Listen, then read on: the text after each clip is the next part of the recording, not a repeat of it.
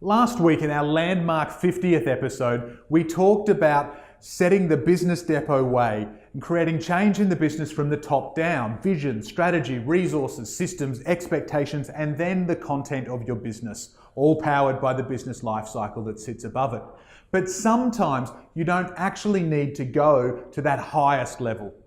Often in business, the only thing causing issues in the stuff is that expectations have been misaligned. So this week and next week, we're going to talk about the simple expectations framework to help you, your clients, and your team to create the wow. Now, we think about expectations often not when we've created the wow, but when we've actually failed to meet an expectation. Now, how do you feel when somebody fails to meet your expectations? Well, you normally feel pretty down, pretty bad, pretty bummed, or possibly even frustrated or angry. Compare that to when somebody does wow you. How do you feel when you have been wowed? You're going to be great, you're going to be happy, you're going to be ecstatic, overjoyed, and then somewhere in the middle,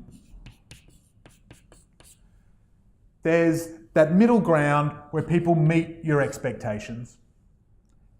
You're not feeling amazing when expectations are met, nor are you feeling down.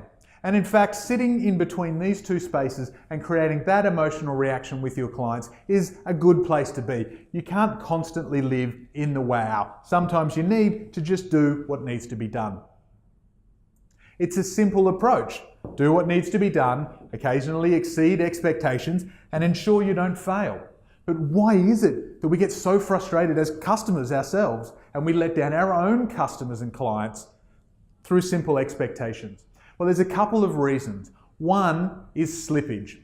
Often we go above and beyond to try and create a wow. We don't communicate clearly that that's us going above and beyond. We set the expectation with our clients that that is actually now just part of our standard service. And then next time, when we don't deliver what we think is a wow, the customer feels down because they were expecting it. Without even trying, we've managed to fail to meet their expectations. When you do decide to give those bonuses, go above and beyond, make sure you communicate that that's a one-off or a limited time offer. There's no point creating the wow for a client once if you're setting yourself up to fail them over and over again. And that's the other way that we often create issues with our client base is mistakes happen, but we try and fix a fail with a wow. Now imagine this, you go to a cafe, you order a skinny flat white, your coffee of choice, and they fail to bring it out to you. You sit there for 10, 15 minutes, all of the other customers get their order. They've failed to deliver on your coffee, you're going to feel pretty bad. And what if their solution to that was to try and give you a free piece of cake? Now, a free piece of cake is a fantastic thing. It's not something I'm going to argue with. But if I still haven't actually got my skinny flat white, I'm still going to feel like a fail. I'm going to be down here. So when you have let your customers down, and it does happen, and there's research that suggests that fixing a mistake actually creates more loyalty, when you have let the customers down, you need to rectify that problem, meet their initial expectations before you actually have an opportunity to exceed that and wow. Now, when you're setting expectations with clients, there's two final things that I want to communicate. The first is that you almost need to split this meeting of expectations. There's the expectations you set for your clients, and there's the expectations you set for your team. And ideally, the expectations you have for your team are higher than the expectations you set for your clients. Now, why is that? Because you want your team constantly creating the opportunity to go above and beyond. You want to create those small wows for your clients as part of your general process.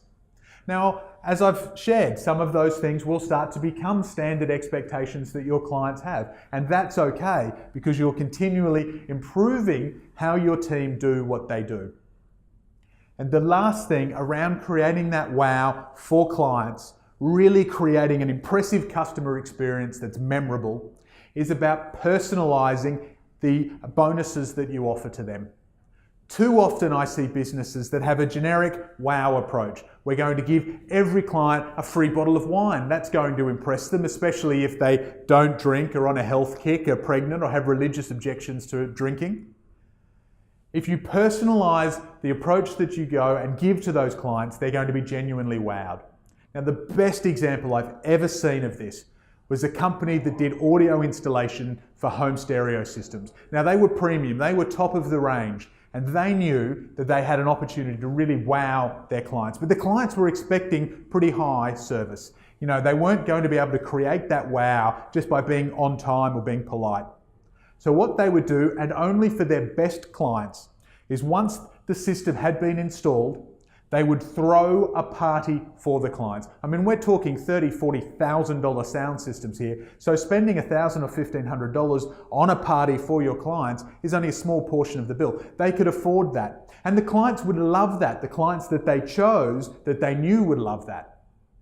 Because of course you just installed a $40,000 stereo system, you want to show it off to your friends. You want to impress them, and what better opportunity than a party that's fully catered, fully licensed, it's got waiters walking around, handing out hors d'oeuvres and free champagne and blaring great music from your stereo system. That created an incredible wow for the clients. The clients would rave about it. And of course, where did my client get his next 3 or 4 customers from? Why, they were the ones who were attending the party. So not only was he creating a wow for those great clients of his, but he was also feeding the referral engine to give him more and better clients moving forward. How are you creating the wow for your client base?